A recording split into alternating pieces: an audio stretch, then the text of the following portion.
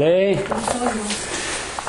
vais d'abord vous parler de ce qu'on appelle en ésotérisme la langue des oiseaux.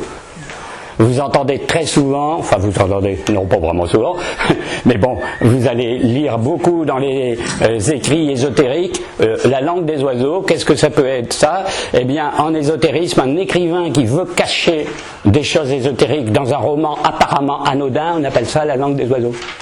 En clair, si on peut dire, c'est un langage crypté.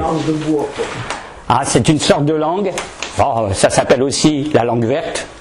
Ça s'appelle aussi la langue argotique ou art des Goths. Hein, c'est un système pour présenter quelque chose qu'on veut voiler d'une façon à peu près normale. Vous verrez des exemples au cours des choses, comme on fait, ces auteurs-là, on fait ça. Hein. Alors, forcément, l'oiseau, il correspond à l'esprit.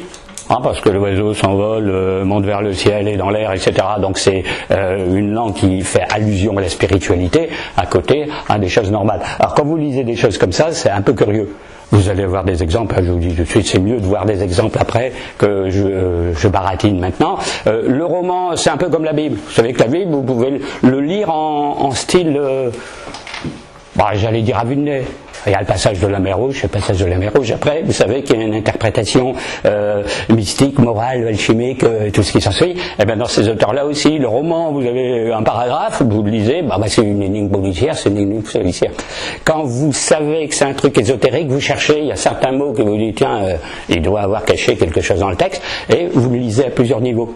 Et très souvent on pose la question, mais pourquoi ils se sont cassés la tête à faire ça? Pourquoi ils n'ont pas écrit tout simplement? Eh bien parce que ça correspond au niveau de la personne qui lit. En gros, dans la Bible ou dans un écrit ésotérique, vous avez vu la dernière fois dans l'alchimie, on comprend ce qu'on doit comprendre au niveau spirituel où on est arrivé. Et donc, si vous voulez, le profane, il lit ça comme un livre normal. Quand vous êtes un petit peu